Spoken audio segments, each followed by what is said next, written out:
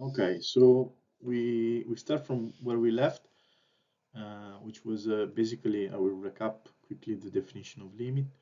So we have a function, whatever it is, and then we decide to pick a point around, and we drew, we choose an epsilon, so a small number around 0, which is close to the point y0. And then if the function f of x in 0 has a limit, that limit should be the same as that number, okay? And if this happens, it means that it exists an interval of length d around x0 for which your function evaluated in all the points around x0 is basically the difference of the function of all the points around this x0 is less than epsilon. Okay, so, and this is true for all the points for which it's true that the difference between x and x of n is less than d. Okay, so there are two numbers, d and epsilon, that plays a role. And by the way, I have to redraw the graph of the tangent because it's wrong what I said in the previous video. So it's not totally wrong, but basically in 0 is 0, and then here it's minus infinity at pi over 2, and minus pi over 2 is infinity. I drew it wrongly in the previous video. So anyway, but the point was that you can approximate the tangent in any interval around these two numbers, but the limit for x that goes to pi over 2, for example, of tangent of x is infinity. So you cannot do this nice approximation over function. Okay, now that we know what, anyway, we recap what a limit is, we can go straight to the definition of what a power series is. And to do that, we need to just remember that the derivatives, what the definition of a derivative is. So let's go with order. So we have a function, and we define this function as a sum of infinity many, and I will tell you why in a sec what it means, element of this kind. So a of n are numbers, coefficients, x of n is the power of x, and this is exactly the limit for big N goes to infinity of the sum up to n from 0 a of n x of n. Okay, so it means that we have we can also say that this is the limit for n that goes to infinity of s of n. S of n is actually a sum that we can explicitly compute.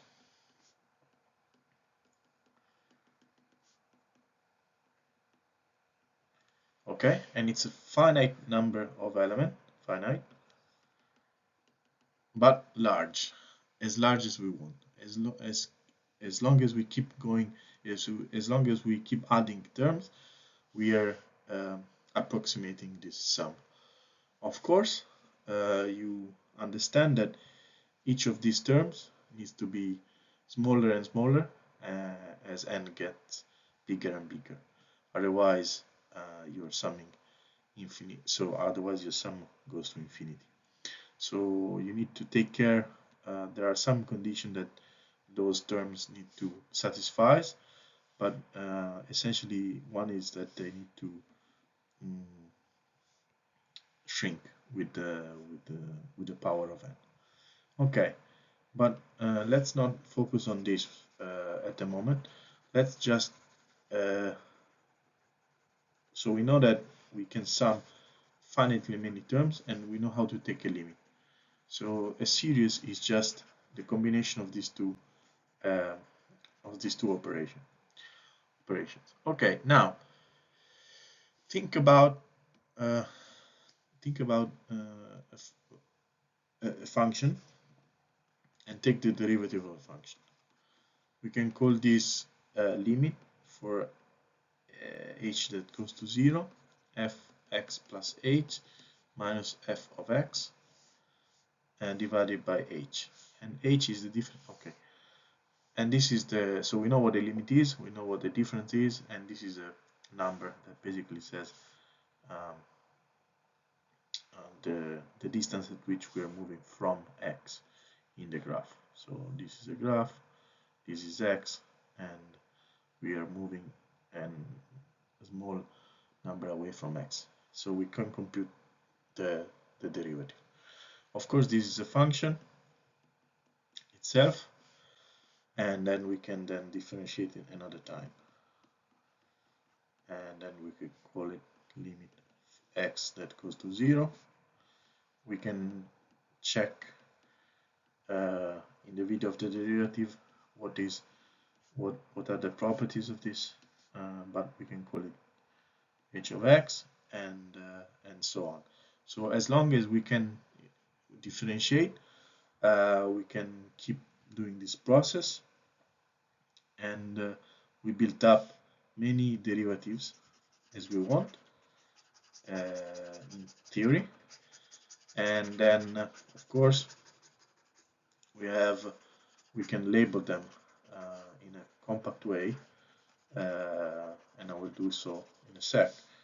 We can call them f of 1, f prime of x, f2 of x, f3 of x, f4 of x, and so on.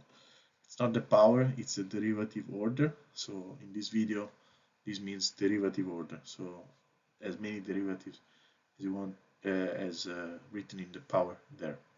Okay, but now let's do a quick example, and then we focus on two functions that I think are interesting that we will need in the future. So the first example is ax squared plus bx plus c, which is a parabola. Of course, you can differentiate it once, and you get, if you remember the rule of the derivative of x of n, it's the only thing that we need at the moment. We get 2ax plus b plus 0. And then we can differentiate another time, okay? And then we get 2a of x plus 0.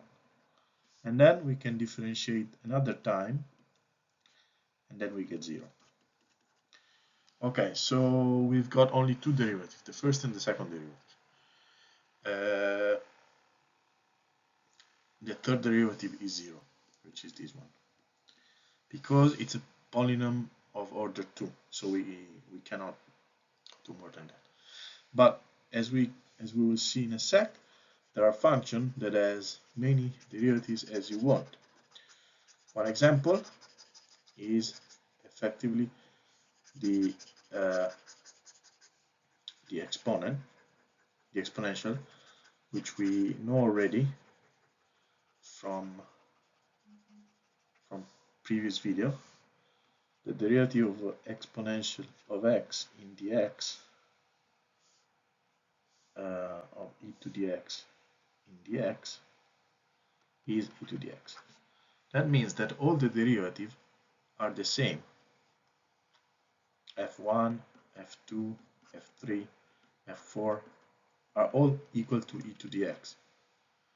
Okay, now let's define the power series of x as, if it exists, we can write this sum of the derivatives of n of x of n minus 0, and then we do this. So okay, and this is the function in x around x0.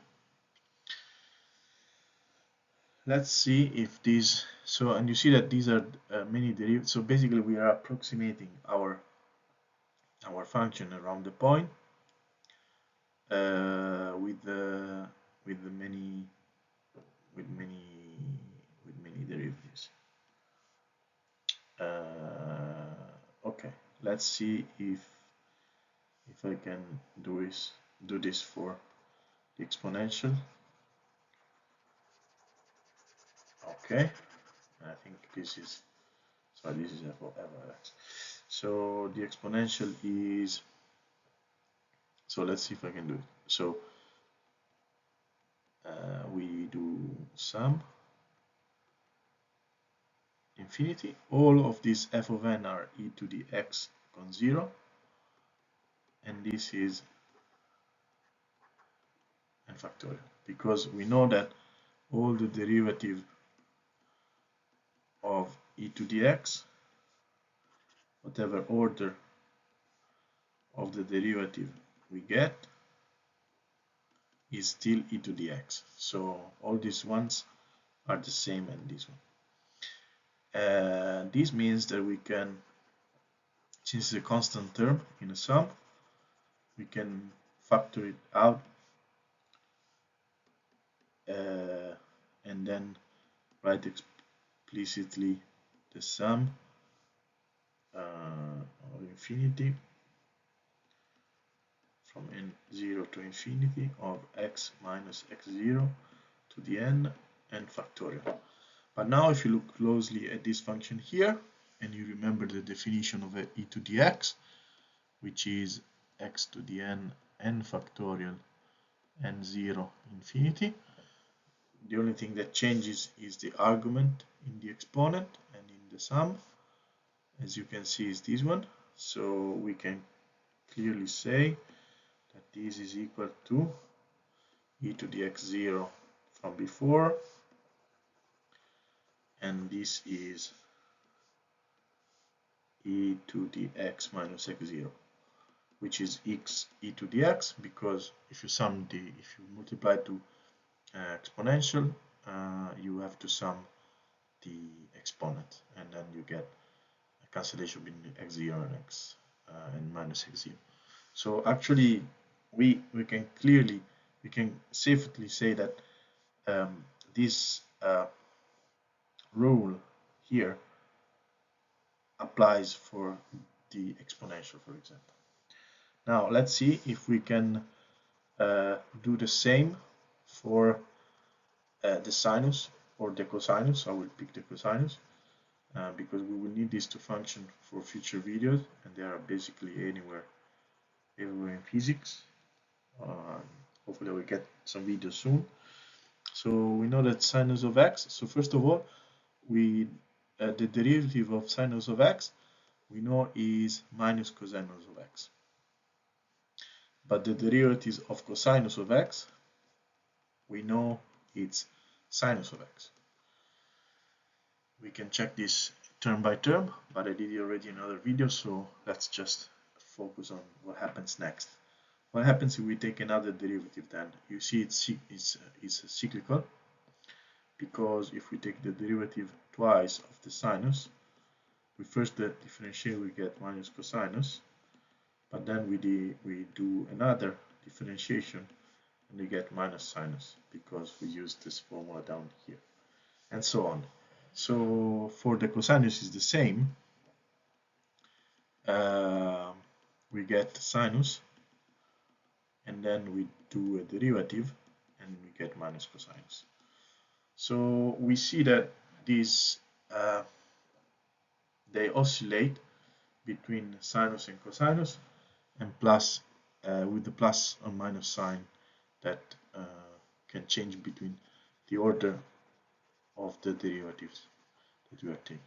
Okay, so now we are almost ready to, so bearing this in mind, that the derivative, depending if it's odd or even, gets a plus or minus, and also switch between sinus and cosinus. So we know that sinus of x is equal to the sum between from 0 to infinity, derivative over n times of x of n, sinus of x, 0, x minus x0 to the n factorial.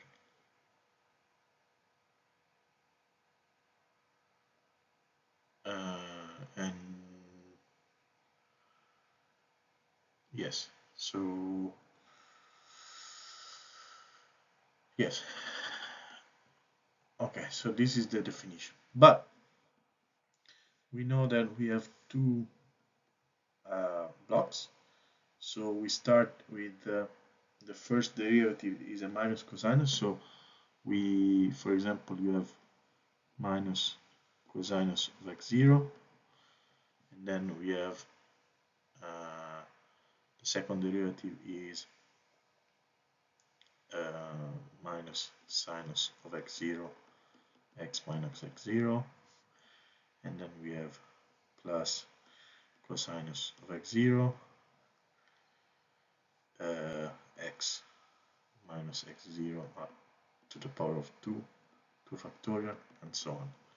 So basically what happens is that for the even power we can collect a cosinus, and for the odd power we can collect a sinus. There will be a sinus here to the power of 3. And this means that we can collect basically minus cosinus x0, the sum of the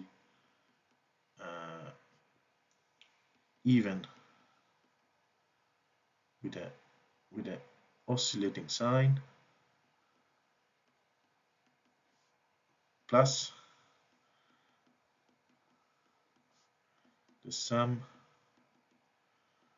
infinity to infinity of a minus oscillating sign and the odd, yes, the cube is not 1, but I want a general odd number. Okay, now so we split the sum in two, but we can recognize this sum here and this sum here because one is the sinus and the other is the cosinus of x minus x0. Okay, so again, so we have minus,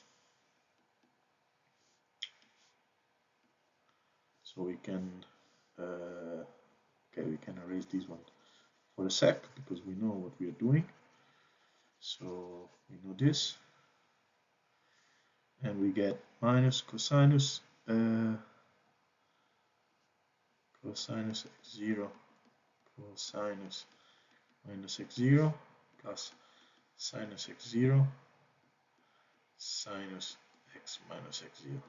Okay, so and then we can we remember that these are exactly a formula that we already used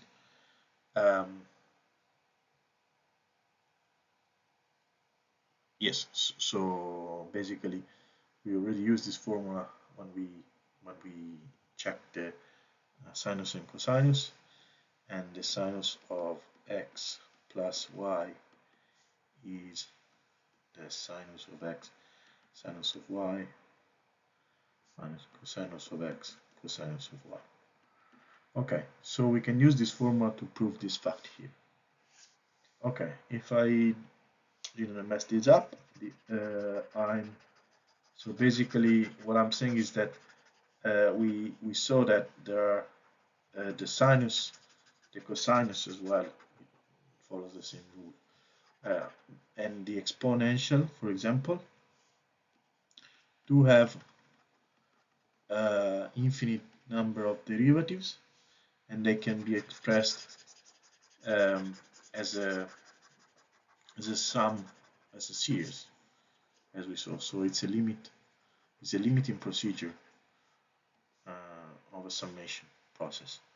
So f of x is equal to the sum from n again, and this is the derivative to the n power. Okay, so we know that this can be done, at least for this function, and I think this is well, it's very powerful because you can approximate it this way.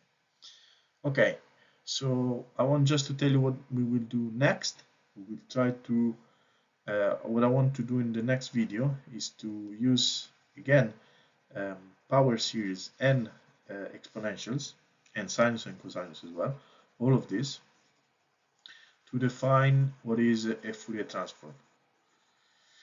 I will try to give an idea. So we have a function, and then we will analyze this kind of, and this is called minus infinity infinity, so we'll have to be careful here. And then we will have some coefficients, and then we will have so it's a power series with negative coefficients and positive coefficients, and an exponent here, an exponential here with a complex. We know what a complex exponential is, so sinus of x, sorry, cosinus of x plus I sinus of x.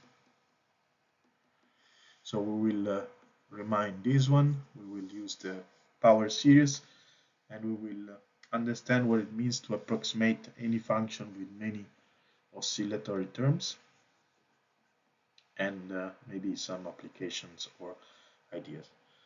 So, and this is Fourier series. Okay, so next video will be about this. Hopefully you enjoyed it, and see you next time. See you.